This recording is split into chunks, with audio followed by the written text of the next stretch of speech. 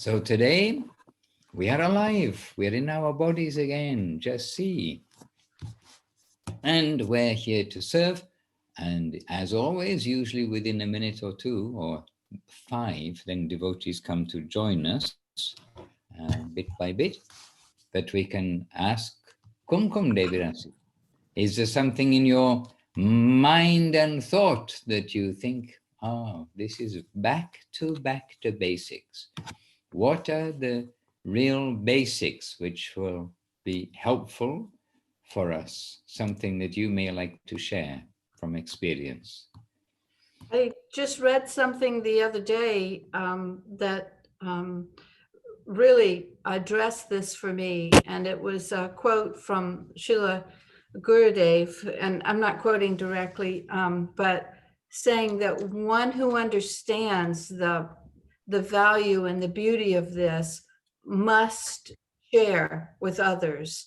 So that feeling that I can't just sit on this. This is so valuable that I must give it to whoever I can. Everyone is suffering.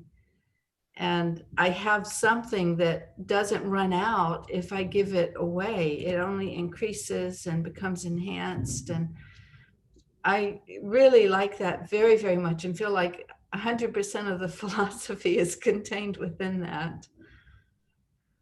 So it's not a selfish matter, it's a selfless matter. Yeah. And sometimes we are accused of being selfish. I've been accused, oh, you are only looking after yourself. You're thinking about yourself, you. And it kind of took me off guard. Yeah. This was quite a while ago. It took me off guard because, I mean, really, we're trying to be selfless. Mm-hmm. But then the view of a regular person in the world is, oh, you're being selfish. You're trying to get something for yourself, which is, I suppose, one angle of view that we are selfish in the sense, why will I be a degraded wreck?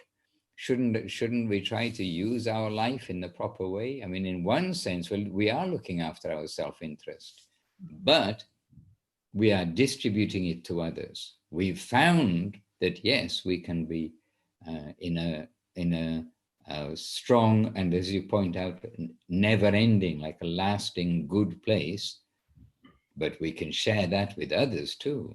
Mm-hmm. Yeah. So Kumkumdiri, how to share with others? In this age now, we can't go on the street with a book so successfully as Chintamani Diri, who's maybe will join us soon. As she pointed out, she's trying to sell some books on the street. Yes. And people don't even want to touch them now because everyone's very paranoid about, oh, it'll be infected. Yes. So how do you think now is the way to distribute it, the current age? Well, like all service, if we're feeling ourselves completely incapable but dependent on our kind guardians enabling us, then perhaps they will give us some inspiration, but also perhaps will use us as some instrument. And it reminds me of a conversation that Divya Shakti Didi and I were having the other day, and she was saying how much she missed simply being able to go out on the street and approach people and share. And she mentioned a couple of people that had led to, even though they didn't come to a temple, it had led to friendships, and they would talk once in a while. And so I started talking about she could have a blog, she could have broadcasts, and she doesn't understand so much technology. And so I was telling her, you just think of it as a phone call. And in that same mood of you've met someone and you can tell that you're being utilized, there's some sort of connection, and the Lord is using you somehow to help this person. You can see it in their face. And so then if gradually you become as comfortable as you are with a phone call, and you can add some FaceTime to that, some sort of a video chat, or or whatever. It doesn't have to be like a lot of people or a big responsible thing, but the emphasis, I think, has to be on wanting to be utilized and praying that the Lord, when I think about how I got this inconceivable mercy given to me, and it was in the middle of nowhere, but my need was great, and all of these things just fell into place, and there it was. And when I finally realized I should call the nearest temple, and the person who answered the phone, and he just answered some very simple questions. Can I come there? How much does it cost to stay for a weekend? What should I bring? So it was not so difficult on his part, but it saved my life. So I think that's the thing. If we just really want to meditate on what it is we have, and everyone is suffering always, but now it's a lot more obvious that people are suffering. You know that expression, hindsight is 2020, meaning which I don't understand about the 2020, but we do hear the expression. Yes. well, it 2020 means perfect vision. If your eyesight is measured 2020, you don't need glasses. If you need them a little bit, they might be 2030 or something like that. And so that's an expression. Hindsight, you can always look back to something that you should have done. You can see clearly about something you should have done in the past. So there's that expression, hindsight is 2020.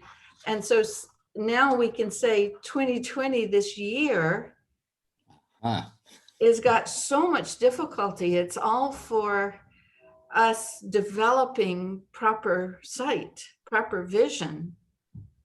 And that's one thing we can take out of it, is use some sort of media. We can still do all of the reaching out, because we may not end up with putting a piece of paper or a magazine or something in somebody's hand, but that's just one conveyance. The real thing is the transaction between when the spirit soul is in need, then Krishna can send someone. If we want to be that person, maybe he'll bless us. Hare Krishna. Yes.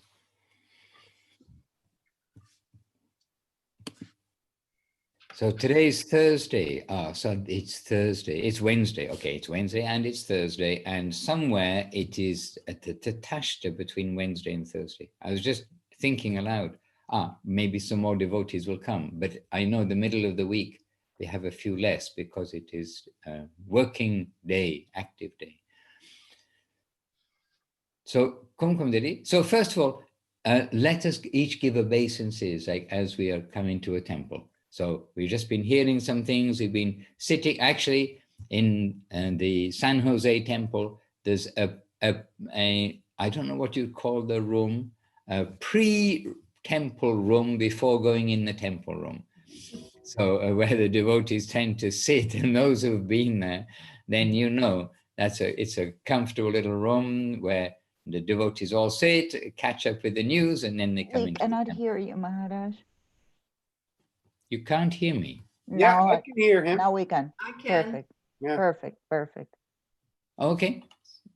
Different sides, different things happen in the internet. So I was just mentioning that there's a pre-temple room in the San Jose temple where Kumkum Dedi is speaking from actually underneath. She has the temple on her head at the moment. Isn't that right? From where you're sitting, you have the pre-temple room upon your head where you're sitting now, I think, Kumkum Dedi. Sort of directly, like if I made a hole, I would be in the kitchen, the large kitchen. Oh, would you? Okay, I've got it. Yes, all right. Anyhow, just above her is a pre-temple room. So we've been sitting in the pre-temple room. Now I think it's time to go through to the temple room.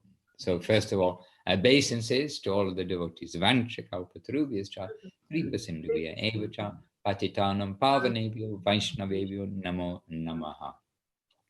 So as we are in San Jose, California, let us go to the temple room and give our obeisances to Mahaprabhu Gauranga Sundar. Is that correct, Kumkum?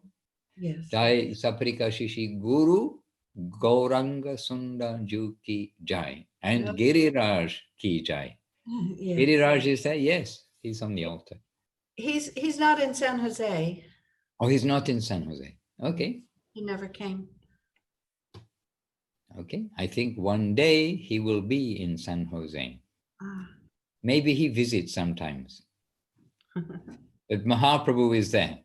That is wonderful. So let us come into the temple room. It's nice to have a temple room to come into. So let us all collect there. Now we're there. And Jai Saprika Shishi Guru Gauranga Sunda Ju Ki Jai. And our Navadip deities, always remembering Navadip deities of Guru Maharaj and Guru Dev. Jai Saprika Shishi Guru Gauranga Gandhava Govinda Sunda Ju Ki Jai. And all of our guardians, especially headed by Jai Srila Bhakti Sundar Govinda Dev Goswami Maharaj Ki Jai, Jai Srila Bhakti Rakshak Sridhar Dev Goswami Maharaj Ki Jai, Jai Srila A.C. Bhaktivedanta Swami Prabhupada Ki Jai, and the grandfather, we're in Italy, Jai Srila Bhakti Siddhanta Saraswati Thakur Ki Jai, and our Rupanuga Guru Vaga Ki Jai. So here we are today. And a good place to start today with this idea of, not the idea, but the necessity of distributing what we have and not keeping hold of it. And another thing that sometimes gives me a little bit of a kick to think that really we have to keep giving energy to share is that we aren't getting any younger. And I see that the younger generation do need to know about Krishna. They do need to know about Krishna as we've heard from Gurudev and Guru Maharaj. And so we may think, oh, we have nothing. We're not floating in the spiritual world, seeing Krishna Leela and everything. And it's very good to think that too. However, it's not that we don't have something. We've had that association. We've been reading the books. We've been chanting Hare Krishna. And we've been trying to also share as we can throughout the years, with others, what is right and what is wrong, if you like. So to distribute, to share, it is going to be for the benefit of the next generations. Otherwise, what will happen in the next generations? The next generations will have the conception of somebody, if you like, but we want everybody to always have the conception of Guru Maharaj, Gurudev, Srila Prabhupada. So to share what we have, as Guru Maharaj says in Sri Guru in His Grace, if we know to chant the Hare Krishna Mahamantra is very good for us, and we don't know anything else, then we can tell others, I know to chant the Hare Krishna Mahamantra is very good for you. And you know what?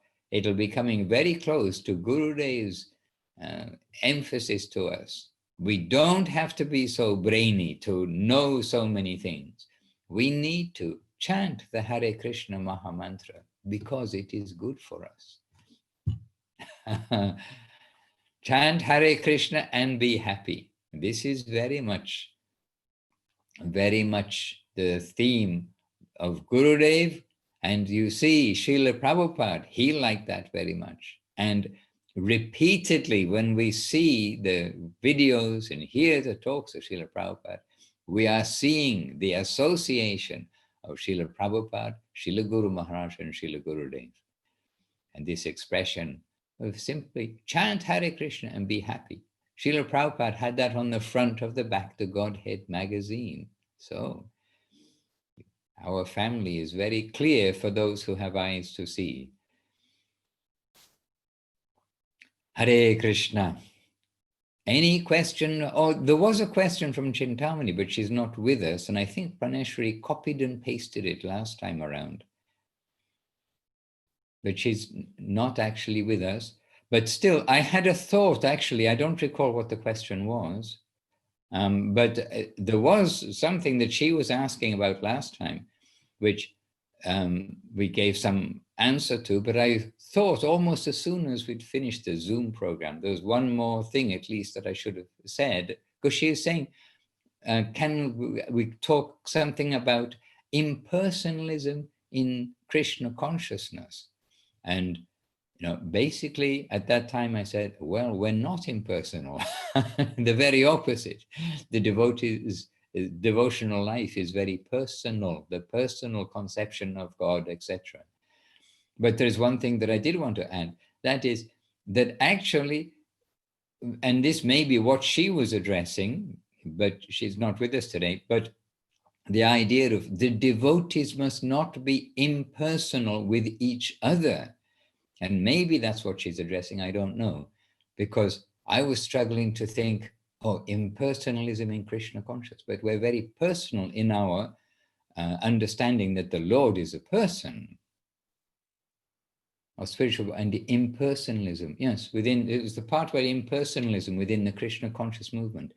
But our philosophy and our everything, our chanting Hare Krishna, it is all very personal. But then it struck me afterwards that impersonalism between the devotees perhaps is what she was addressing, because we can see that sometimes there is some impersonalism in the devotees from where we have been in the past. And I'm talking now, for me, the long time past, where devotees are more or less, there wasn't a very personal dealing with all of between all the devotees.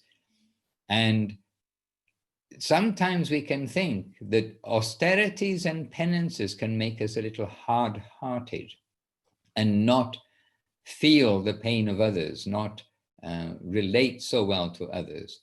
And just this point of like being very austere and, oh, I'm going to make sure I chant 16 rounds, and this kind of focusing on the external side. I know it's the instruction, okay, it's the instruction of Guru, but on the austerity side can take away the softness of the heart for caring for our brothers and sisters. And so in this context, then we're also trying to encourage that all the devotees will be personal, not only with who we meet to make them, to try to encourage them to be a devotee, but with each other, with the devotees that we've known for many years, devotees when we go to a new temple somewhere when we don't know everybody, but everybody is related, even though we may not have met every single devotee whenever we're traveling to all of the temples. Somehow they're all related because we know that, oh, this devotee is serving in this temple, they're friends with that devotee, so it's automatically that they're within the family, as it were. So anyway, I just thought that part about how devotees should be personal with each other is very much the theme of Gurudev and Guru Maharaj, and of course Srila Prabhupada, as much as we know from knowing the devotees of Srila Prabhupada, such as Kumkum Didi, and we've had the fortune to know many good devotees of Srila Prabhupada who tell the private stories. The private stories means the stories which are not just like the student and master. Two people are in the waiting room. See the waiting room. Chintamani, admit. Okay, sorry, I'm distracted by the cyber.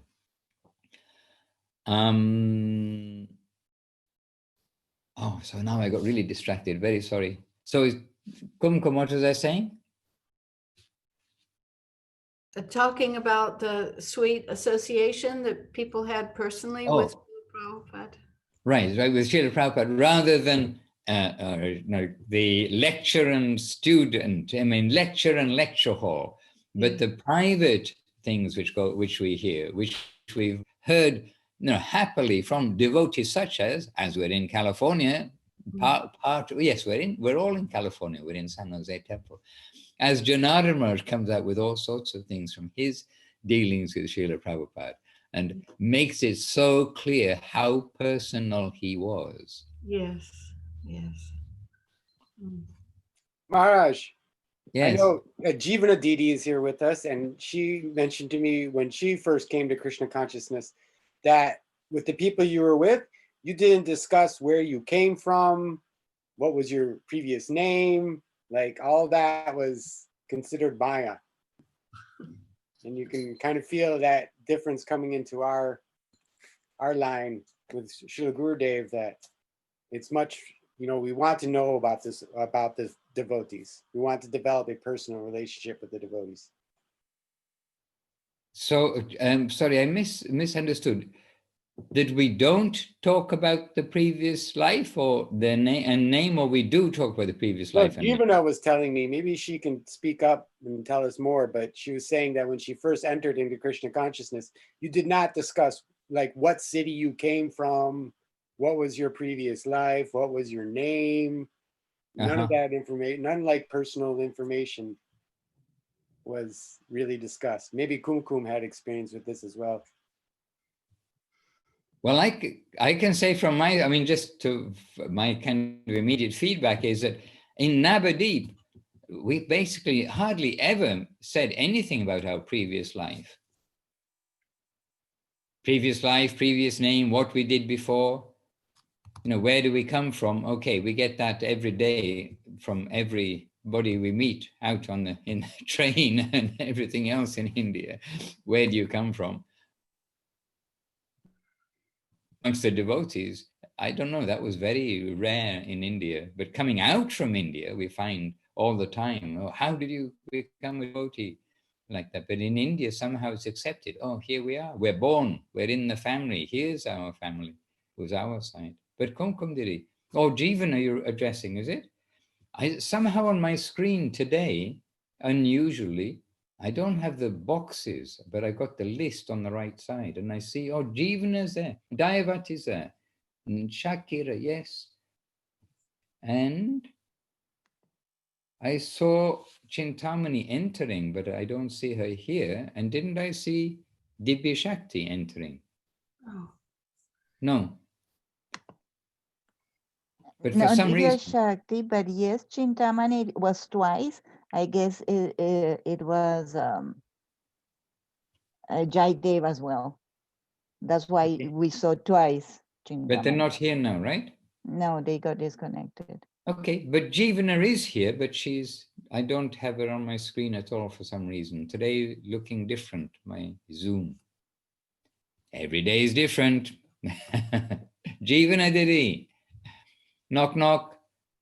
Would you like to, are you able to answer Chinmoy Deva's comment? I think I don't know if you can hear me. My audio is a little bad. It hasn't been We very can good. hear. You can Yes. hear? Yes. Yeah. No, it's like what he was saying. I can't remember what we were talking about, but in a sense, it was kind of funny. We would look back and think, wow, we didn't even know where that person came from or anything about them. But we were it's just like you said, you didn't talk about anything except for the books, the service, the program. Everything else was considered Maya. And, but I think everyone has different experiences. It wasn't like bad. It wasn't like bad or mean. It was just like, we were just like on a mission, people. Don't distract anybody from this mission. So it was like that. Way in the early days, early times. We used to go and distribute books, how we would distribute books in shopping malls. It never even occurred to us to go shopping or to go look in the stores for things. But that was in the very early days, and that was sort of Prabhupada ran it like an army. That's he had a bunch of kind of, not everybody, but some of us were a little bit nuts, kind of coming from a hippie culture. We were trying to be like this freedom, weird thing. And he really helped us so much by putting some structure around our lives and giving us a proper spiritual program. And Kumkum probably remembers also, we used to go, maybe you remember that they called it the ISKCON sandwich, where early in the morning you would get up and you would chant and you have your program. Then during the day, that was like the first piece of bread. And then during the day you do different kinds of services and things. And then in the evening, you would again have chanting and some classes to end your day.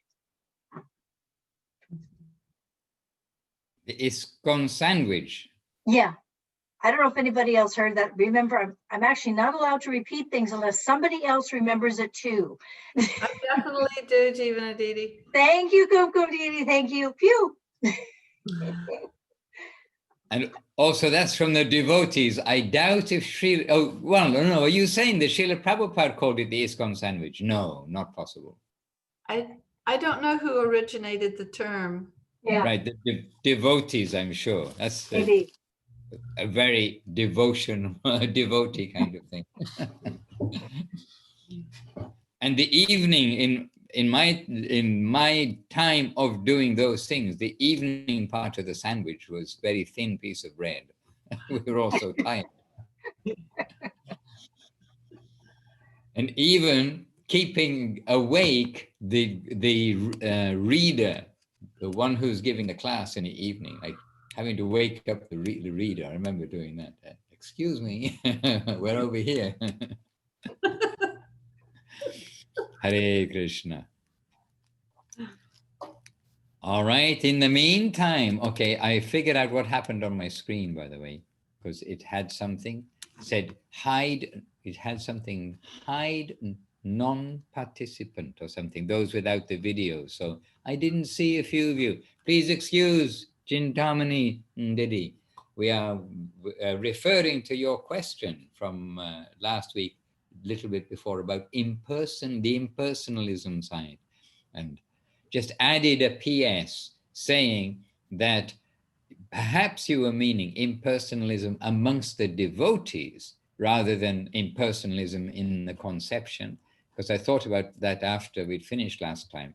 So I was saying, yes, we must not be impersonal. We must care for everybody. And caring for everybody first is caring for the devotees, and then it is caring for others in the public who are in the whirlpool of birth and death.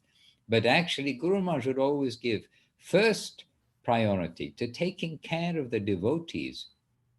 So we addressed a little bit about that. And we also were just discussing now as a follow-on about how personal we know how personal Srila Gurudev, Srila Govinda Maharaj, and Srila Guru Maharaj, Srila Sridhar Maharaj were, and we know second-hand, as it were, but from the first-hand from the devotees who were with Srila Prabhupada, how personal he was in his dealings.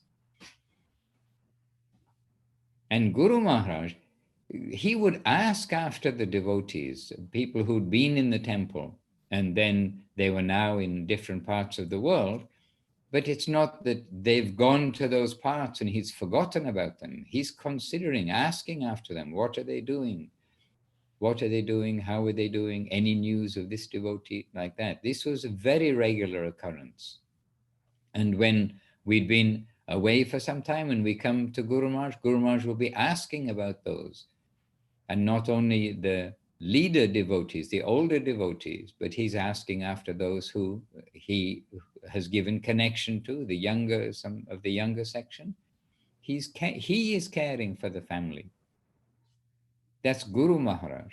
And Gurudev, I think everybody knows that he was like caring for everybody. It was so obvious in his nature all the time. But it may not have been so obvious about Srila Guru Maharaj if we only like seeing some talks or hearing second, third, whatever it is hand, because Guru Maharaj was very strong, very strict, very many things, but very personal also. And Guru Maharaj also helped us to understand about the gradation of the devotees. At one time there were the leader devotees were in difficulty. And then also the new devotees are coming. And Guru Maharaj was giving focus to nourishing and saving, rescuing, keeping the older devotees. Guru Maharaj gave that emphasis. And then the newer devotees. It's like they've got and the older devotees have got so much to give. We don't want to that they will be lost from the family.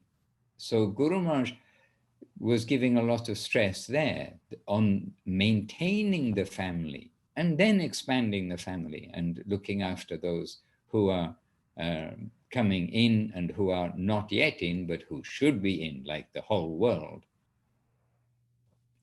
So again, very personal. And Gurudev, I think it is very clear from everybody, he cared for everybody all the way through, would not even cut a tree in Navadip. Wouldn't cut a tree. When the buildings came, then moved some trees, but did not cut. That means didn't cut down a tree. Yes, cutting branches, etc., trimming trees, keeping them healthy, actually, and cutting branches if the branches are coming to rub against the buildings. But he did not cut trees to make the buildings. He moved them. So, how personal can you be? And how personal can you be when the other brahmacharis of the temple are giving Gurudev a hard time, and he is thinking, I'm going to leave the temple, and this is intolerable.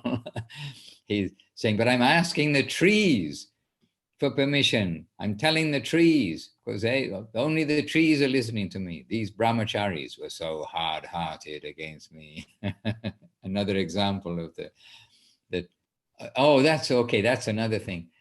Guru says about brahmacharis. Okay, I'm not discouraging people from being brahmacharis, but Guru is saying brahmacharis have one thing missing: their heart. Because, you know, we can all understand in family life, there's so much heart involved in family life. But the brahmachari is a little bit cold-hearted in that sense. And that's a Gurudev comment. So Gurudev, when the hard-hearted brahmacharis were giving him a hard time, because they were there thinking that they are going to take over the mat. This is very unfortunate thinking for us to even try to understand it is, almost terrible. But it's an alert that everybody who comes to the mat in India at least may not have the right intention. And so some were coming to the mat with the whole idea that, oh, we'll be able to take over this mat in due course of time, which is a very unfortunate mood. But when Guru Maharaj announced that Gurudev, I've chosen him, if he will follow me, then I will prepare him as my successor. And the other brahmacharis did not like that. And they gave Gurudev a hard time. Then Gurudev said, so I'm talking to the trees and I'm asking the trees for permission. I'm going to leave from here. These brahmacharis are so rough. And the Gurudev saying, but the trees would not give me permission. So that's pretty personal. Hare Krishna. Maharaj, can you mention the one special mango tree that was where Srila Guru Maharaj's Samadhi Mandir later came? There was one mango tree there, and he would There not. was one big mango tree. You know Kumkum? What I was told, perhaps by yourself, please tell me if I am remembering correctly, that mango tree was very beautiful, like you mentioned, big. It was very, everyone was very fond of that mango tree, but it was standing in the best place after the departure of Srila Guru Maharaj to build his Samadhi Mandir, but Gurudev would not tear it down.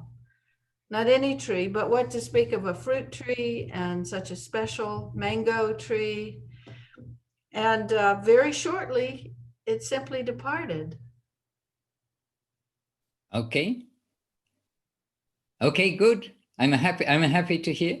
And I can just add just a little bit about this. And that is that there were 3 mango trees. And I just directly, 1, 2, 3. That's counting, isn't it? Okay, 1, 2, 3. There were 3 mango trees, but I mean 3 substantial big mango trees. Obviously, it's not like, oh, there's 3 mango trees and 2 this tree, that tree. There were 3 big mango trees, and they were giving mangoes, and the healthiest of them was that one that disappeared. But what happened, I mean, really what happened, and this is firsthand, and I mean, as firsthand as it gets, I mean, we're right there. Guru Maharaj disappeared. We know that when Guru Maharaj disappeared, then, it's a very intense day for everybody. But long story short, presently he comes downstairs, means he's carried on in the way that they could. It was a little tricky to get him downstairs because it's very narrow stairways, etc. But he's brought downstairs, then on the stretcher, he's brought on parikrama around the temple. And then he was laid in front of the deities, but in the Nat Mandir. And the way that you would give obeisances, this, well, actually, yes. So in other words, like lying down in obeisances, but on his back. Anyway, then he's there for some time while preparations are made. And then the preparations for the Abhishek, the final Abhishek, the bathing of the body with all the different ingredients and everything that goes with it, was all arranged. And this took place right beside Tulasi, who then, at that time, was right beside the Nat Mandir, who was underneath the shade of the big mango tree. And it was a healthy mango tree, and it was a sunny day, and it was under the shade of the mango tree. And so all of the Abhishek took place under the mango tree. And at some time it held up, like 4 or 5 devotees would hold up a dhoti around Guru Maharaj at the time of like the bathing and changing all the cloth, etc. So there's some privacy, or privacy for Americans, but there was some privacy. Oh, doesn't sound right. Privacy, I'll stick there. Okay. And they held the cloth around, but the tree all this time is giving shade, and the tree is looking down. And another thing is that there is a video of that day, but I don't recommend you see it. I mean, it's just too sad to see it. But I know there's a video of that day because I was given the service to take the video. And I was on the Nat Mandir roof also, which again, we're seeing everything from the tree's point of view, if you like. And anyhow, the tree, then everything's finished. And Guru Maharaj is then taken with Sankirtan to the Samadhi, which in the meantime had also been dug. And Gurudev was the first in like a ceremonial way, right? As a ceremony. Gurudev was the first person to dig into the ground.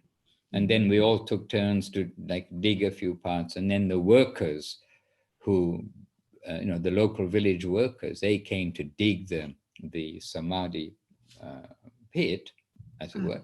And then Guru Maharaj is brought in there and brought inside. Then everything done, completed. And then right there and then a small a bamboo, but the bamboo, bamboo hut was put over the Samadhi with a Tulasi manch, means like a cone with Tulasi in the top, directly above, because where Guru Maharaj was buried, he's seated. And directly above, we kept a stick as the pit was being filled in. So the exact location was there. And then at that exact location, a Tulsi manch was put. And then a simple hut, and very simple everything at the beginning part, just to give shade over there. And then we all took prasadam. I mean, all of this, it's like, the description of how a knight can become the knight of Brahma by the will of the Lord. That day, was a timeless day, absolutely timeless day. Then Gurudev insisted that the devotees take prasadam, and we had very simple prasadam. And none of us, I certainly didn't, I don't think anybody was at any point thinking of, oh, when's prasadam? And we didn't even know what time it was.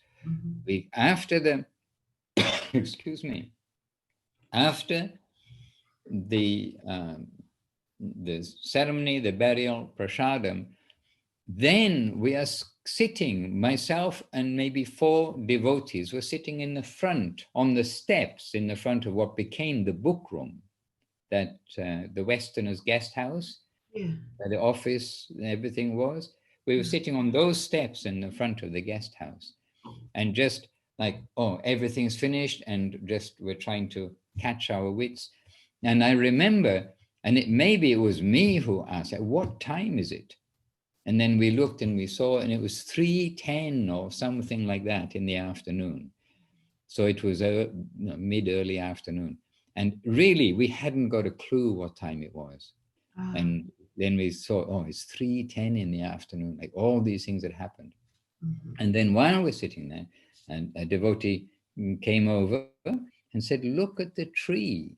So this is 3:10 in the afternoon of Guru Maharaj's disappearance. And then look at the tree. And the tree was raining leaves at that time. It's not that on next day or a week later, then we noticed, oh, the tree has died. But the tree was raining leaves. And we're sitting there, and it was, I mean, mystical. I mean, just even a stone-hearted brahmachari could see that there was something very special taking place. And so right there and then we understood, oh, the tree left its body? How can it be? But the tree had been giving shade and serving Guru Maharaj. And at that time, we could only, I mean, we were just thinking, oh, the tree has left its body in separation from Guru Maharaj. And then after some time, it wasn't that moment, Gurudev wasn't at that time, you know, instantly thinking, saying, oh, we're going to do this, this, this. But as far as the construction of the samadhi goes, so presently, when Gurudev starts to try to visualize and understand what will be the samadhi of Guru Maharaj, then at that time, it started to become clear that where that tree trunk, remember, it was the healthiest, it was the biggest of all of those 3 trees, where that tree trunk is the like the exact place where the pillar should be for the front part of the mandir. And then Gurudev, and he said the tree knew what was here and knew that I wouldn't cut the tree, and knew that he was standing in the way, as it were, or he's standing in that place of the Samadhi Mandir. So we can consider the tree passed away in separation, it really, that very day itself. And not only day, that very moment, like the Guru Maharaj has been put into the Samadhi, gone from underneath him, and then like heartbroken. But also the tree knowing, oh, I can't stay here anymore. Now is the time for the samadhi to manifest here, not for me to be standing here.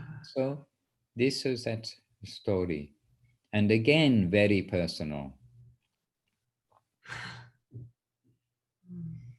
And if you see the old pictures, and in Sermons of the Guardian of Devotion, Volume 1, there is a picture of the original Samadhi Mandir, which was very sweet. Very sweet, actually. And you will find there a picture of at least you'll see the branches of the tree. You can see how they're overlapping, almost certainly. In my mind's eye, they're there. Okay, I don't have it right in front of me, but in my mind's eye, it is there. And Tulsi that time was a square Tulsi beside the Nat Mandir. And originally it was all just dust. it was the Tulsi, and because I know we used to do Tulsi Parikrama, and it would be just that area was like a dusty area, and then gradually in the course of time, then first of all around Tulsi were put bricks, bricks, and then like a walking platform around Tulsi. And then, of course, as the Samadhi came, then she moved to be directly in front of Guru Maharaj, and in what we all know has the little lotus moat around it. Hare Krishna. And in our temple, every tree was a useful tree. Gurudev pointing out the different trees. And recently I was reading in the Krishna book and about the symptoms of Vrindavan, etc. And it was saying about all these auspicious symptoms which were there. And one of them was there were many betel nut trees. And it was like specifically listed as very like auspicious. This is a very auspicious symptom. And I always had a little question mark. Why in our temple were there many betel nut trees? They lined the path from the, if you go, oh, well, from the Centenary Hall, if you go in that entrance, Centenary Hall walking towards what became the Prasadam Hall, then on the left, there were betel nut trees, tall trees that give betel nuts. So I'm thinking, we don't take betel nut. We don't offer betel nut to the deities, as followed by Srila Bhaktisiddhanta Saraswati Thakur. So I used to wonder why there were betel nut trees as such. Then I read recently, oh, betel nut trees, they're regarded as auspicious. So even the trees which I wondered, why are they there? You see, they're all auspicious trees. And the Kadamba tree, the Tamal tree, the mango trees, the Devadaru trees, the trees from the heavenly planets, Devadaru trees, they were there. And the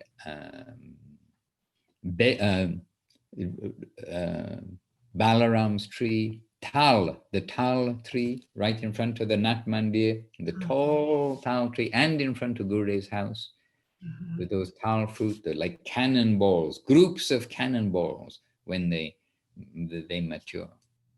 The Tal tree, the Bael tree, Bael, which is also like a cannonball, a different kind of a cannonball. They grow one by one instead of cluster cannonballs, which are the Tal trees. Many trees. And what's a tree? The jumbo tree, maybe. The tree in front of the lady's house, Ramadham, that gave all those fruits. Jamrul tree. Shakira must know that tree. I think it must be in South Africa too. Giving fruits that look like rambutan. Or Charu Devi maybe knows also. It's Jamun tree, Maharaj. Jamun. Okay. Hare Krishna. So this all came from the question about personal and impersonal. And the Tamal tree, devotees say, where's the Tamal tree? Who knows where the Tamal tree is? Those who've been to Navadip, Chaitanya Saraswat Mat. Anybody can say? No? It's I do. It's in Vrindavan. It's in Vrindavan. Is it? No. Okay, good answer, Divya Shakti Devi Rasi. We're in Chaitanya Saraswat Mat, but you're quite right. Chaitanya Saraswat Mat is in Vrindavan, non-different. So you're right, but where in Vrindavan then? Right next to our temple. Isn't it the Emily Tull? Is that what you're talking about? Oh, no, I'm not. But a good reminder of a special, very special tree, Imli Tala.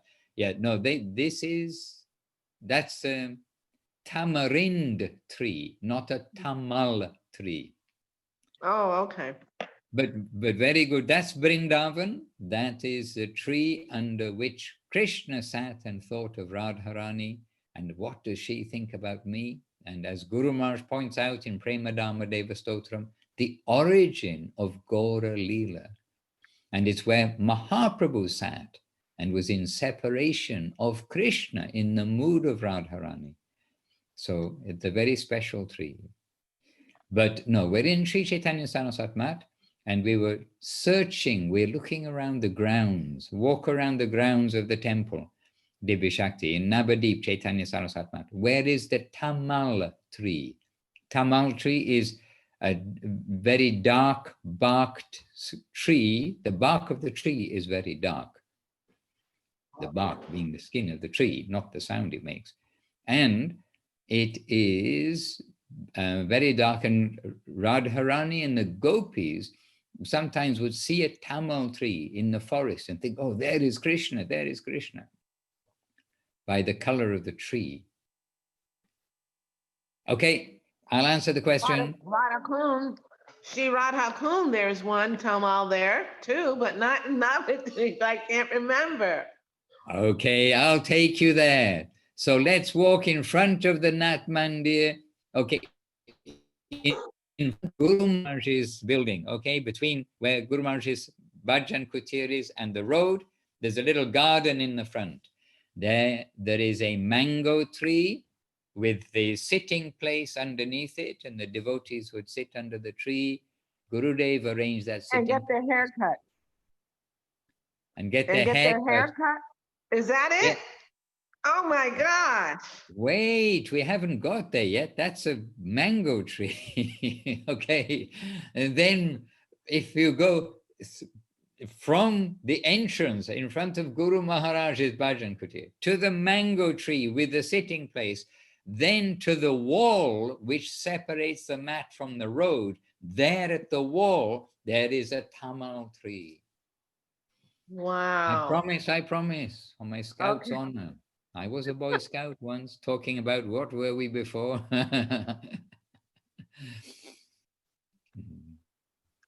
Anyway, so the trees in the temple are all very special. Yes. Please check the photo that Chinmoy has in the chat. Oh, screenshot 2020. 2020 with full vision. Ah, there you are. This, coming back to Guru Maharaj Samadhi Mandir, on the right of this picture, you can all see the picture, right? Mm-hmm. In the chat box, if you just look and see, there is a picture sent by Chinmoy Dev Prabhu with many thanks, appreciation from us all. That is a picture of the area where the Samadhi is. It was a garden. So we're standing where now is, we're looking at the Samadhi Mandir. And on the right, if you look, there is the Tulsi Manch. It is square. And at this time, already by this time, it had got the bricks around it, you can see, but it wasn't always like that.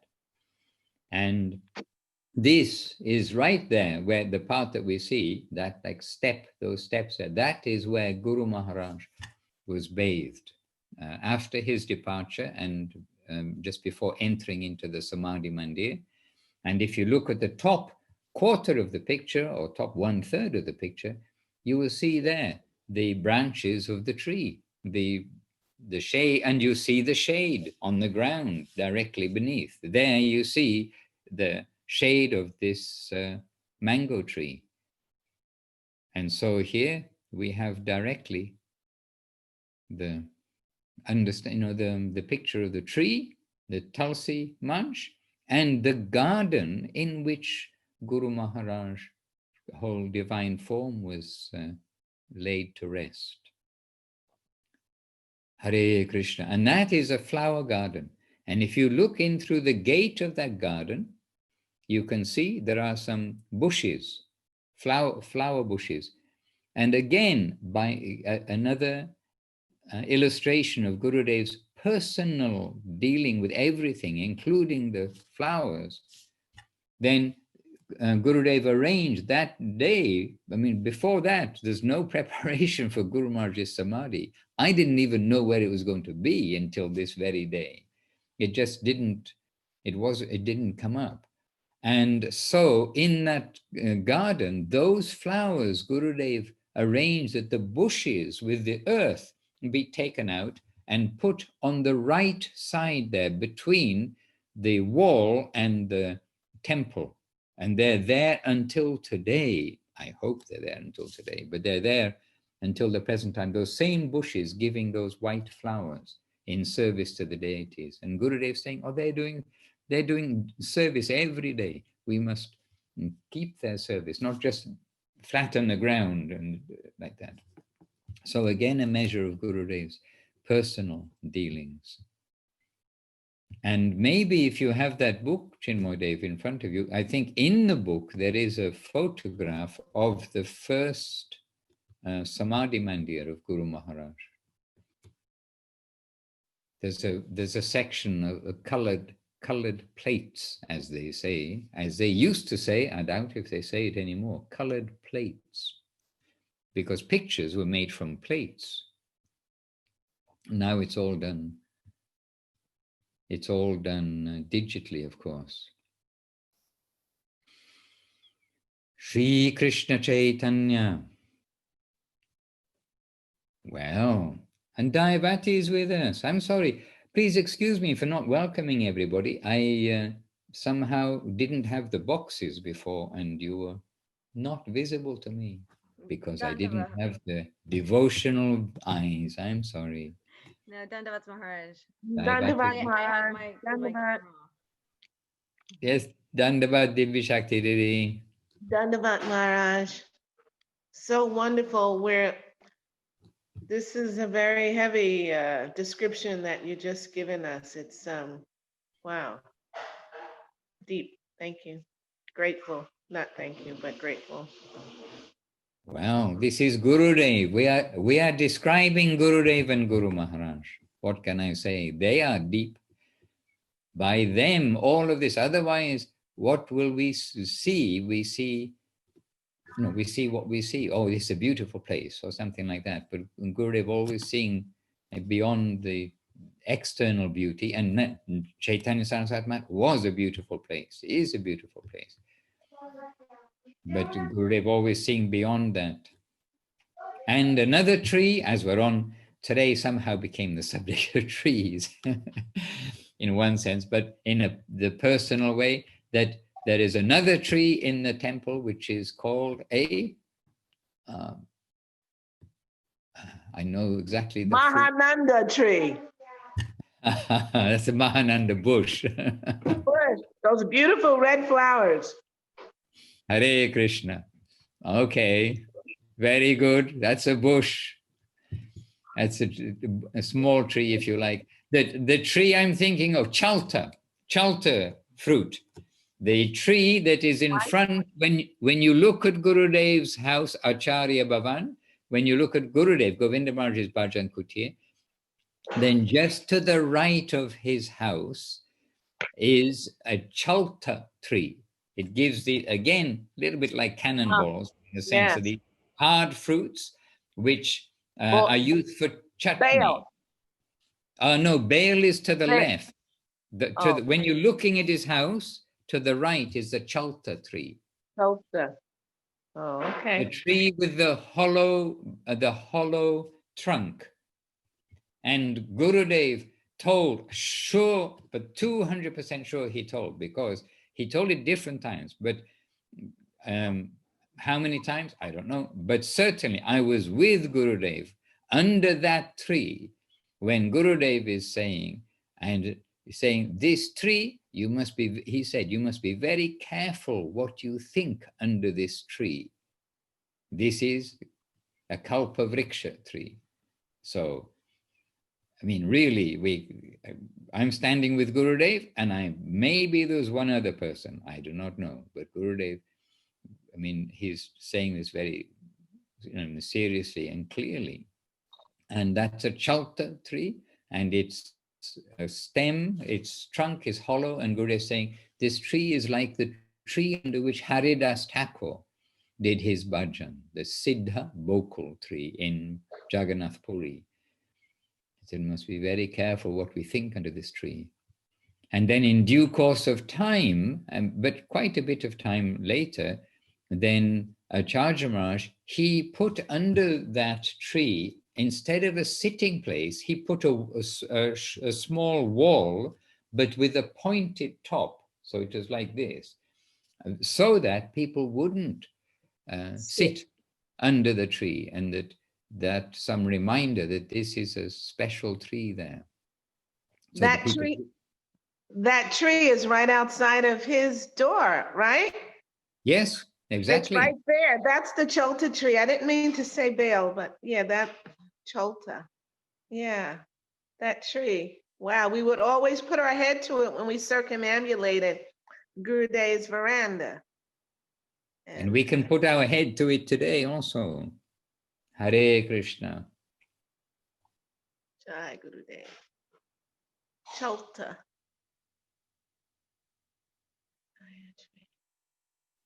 All right. Anybody has I don't know what happens to time. It's 5:05. Oh, it's not with you. Okay. Somewhere it's 5:05. Here it's 5:05.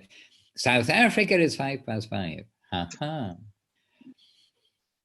And these last 2 mornings, we've joined in and given some talks with the Israeli devotees in Israel, just as a little reminder, that things are going on, devotees are going on around the world. And this this weekend also, they are doing Veda Life Festival, physically something and digitally something. And so we joined with them. They're 1 hour ahead. So here it's 5, there it's 6. And it's just a reminder that devotees in many places, they're going on quietly, but going on and encouraging each other, the family, and gently bringing friends and new people in. And just again, a little reminder, Israel was under lockdown until, I don't know now, maybe 5 days ago or something like that. And I mean, I only know because of the devotees. I'm not reading the news. But the devotees, they called up and they were in a park in Israel with Mridanga cartels, books, and they're there and they say, oh, we are not under lockdown anymore. And we've come together from different places and we're doing Harinam Sankirtan in the park, but they doing it sitting. And so people come to them. But you see, the first thing when they're sort of able to move is to come together with the devotees, to be with the devotees. And you can just see on their faces and feel from their expression, oh, this is what we missed. Being, that we can't go more than 200 meters from our home or whatever the rules were. Now it's been relaxed, they can. So the first thing they're doing is coming together. It can remind us of that part which we did cover in some of our earlier back to basics, where that section after the Ramananda Samvad, in the Chaitanya Charitamrita of that same chapter, those questions, like where is the best place to live, what is the best education, etc. Mahaprabhu is asking Ramananda Roy, and when he asked Ramananda Roy, what is the greatest suffering or distress in this world? And then Ramananda Roy replied, I can think of no other distress more intense than the separation from the devotees, from the Vaishnavas. So in that section of perfect questions and perfect answers, Mahaprabhu asking the question and Ramananda Roy giving the answers, then we see that and we feel it in our heart. But like a lot of things, then when it's expressed by Krishna in Bhagavad Gita, by Ramananda Roy, and by Mahaprabhu, when it's expressed, it's pointed out to us, these things. And we saw it as like a living proof, if you like, with the Israeli devotees coming together after the lockdown. And the first thing, they come together, do Sankirtans. Oh, now again with the devotees. So always appreciate the devotees. Hare Krishna. All right, we have other things to discuss in our next Back to Basics program. Today was a continuation from our last one, wasn't it? And then we got diverted to Navadip, Sri Chaitanya Saraswat Mat, the source of all of our fortune in this age, really. And the source is always, of course, the life, the person. So Guru Maharaj and Guru Dev, Srila Prabhupada. This is the source of all of this. The temple of Srila Bhakti Siddhanta Saraswati Thakur. The temple presenting his teachings cleanly and purely and generously to the world. And here we have another Ramananda, Ramananda Das. Dandavat Ramananda Das Prabhu. Dandavat Maharaj. What are you eating? I just had my dinner. Oh, okay. Thank you for explaining that Guru Maharaj pastime. So beautiful. Yeah, very nice. I was about to say happily, but of course it's always a mixture of a little bit of happiness and oh dear when we are talking, because it was a very intense day. But it was for the purpose of explaining about the tree also. But Kumkum did explain. Where's Kumkum? Did he? Not yet. Okay. Coming and going. Everyone has some duties. But Kumkum did explain, quite well what about the tree. Sometimes I have to say, we hear some descriptions of things that happened when we were there and we saw, which are a little bit different. We can say quite different from when we were there. That's why we mentioned at the beginning, it is very good we can share what we actually do know, whatever little bit we've got, and so that we can try to keep everything as as clear and as close as possible to really what took place. I remember our dear Sagar Maharaj wrote a poem entitled Srila Prabhupada Said. And it was based on the fact that so many things where Srila Prabhupada said, this is it, Srila Prabhupada said that, which had been so many things invented by the devotees in order maybe to get other devotees to do things. Srila Prabhupada said this, so you better do it. I mean, for whatever reason. Or just as we know from I just confessed to you my previous life, I was a Boy Scout for some time.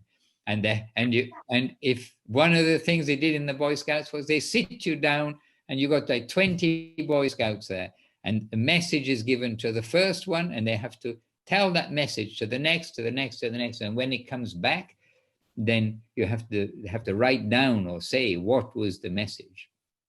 And we were all surprised, so surprised, I still remember it, that what would come back after going through 15 or 20 ear to mouth, was not sometimes even close, well, maybe a little bit, some relevance or some reference to the original message, but things just naturally do get changed, and without any intention. And Krishna says it in Bhagavad Gita, that from time to time, when the religious practices, they gradually get lost over the course of time, they change their color according to who's receiving and then distributing. Then at those times when it becomes serious, I myself come or send my representatives to sort you all out. No, not to sort you all out in that sense, but in the sense of to clarify what is what. And we've just had Mahaprabhu, we've just had a plethora of his associates, more than we can even think. So many are listed in Chaitanya Charitamrita. but we can understand that from that, there are so many that are unlisted. I mean, that so many associates. The Lord came with his associates to this world. And amongst those, we've got in our recent time, Bhaktivinoda Thakur, Srila Bhaktisiddhanta Saraswati Thakur, Srila Guru Maharaj, Srila Gurudev, Srila Prabhupada. So we've just had a very high-powered delegation from Krishna, from Mahaprabhu. So our opportunity for as clean as possible understanding the proper religion. Try. So beautiful. Time. Ever. Especially outside of India. In India, then there have been some good times. We read about them in Chaitanya Charitamrita. Hare Krishna. Any corrections that I've said wrongs, either out of foolishness or slip of the brain to the tongue, or Can I ask something, Maharaj? short question or contribution. Because Which now, tree is behind the kitchen? There is one tree. behind the kitchen, there's a big neem tree. The big tree, it's a neem tree. It's big. Okay, yeah, I forgot. There are two of them, maybe, I don't know. They look like one people tree also, if I remember. I don't remember a people tree. No, Ramananda. No, just neem. Okay. Neem is there, but it's unusually big. I mean, neem does grow big. We do see them, but very often we're thinking of neem as a bit smaller than that. But that tree, I could not climb that tree. I had to get the ladder. And we collect the neem trees at the festival times. At different times, we collect some neem. And the trunk was so big, I have to get the ladder to climb that tree. Hare Krishna. All right, Divya Shakti Didi, I see you've got your finger on the button. Are you going to explode us, or what are you going to do to us? On the button? Okay. No, I don't. What button? Well, I thought you unmuted yourself, and I thought you got your finger on the unmute button. So I thought you wanted to say something. No, just grateful for your association, Maharaj, and please forgive me for not being with you all the time at your classes. I'm just missing out sometime, but I'm trying to do some little service or whatever I can. So anyway, it's just brings me right back to Sri Navadip, and so beautiful and so enlivening. It's so amazing. I think about those, those white flowers that you were talking about. They're not the ones with the little orange things in them. They're the jasmine flowers. Which one are you talking about? Which ones are you talking? They're jasmine. The jasmine flowers, okay. Near the gate, right? It's between the samadhi and the temple. And the temple, yeah.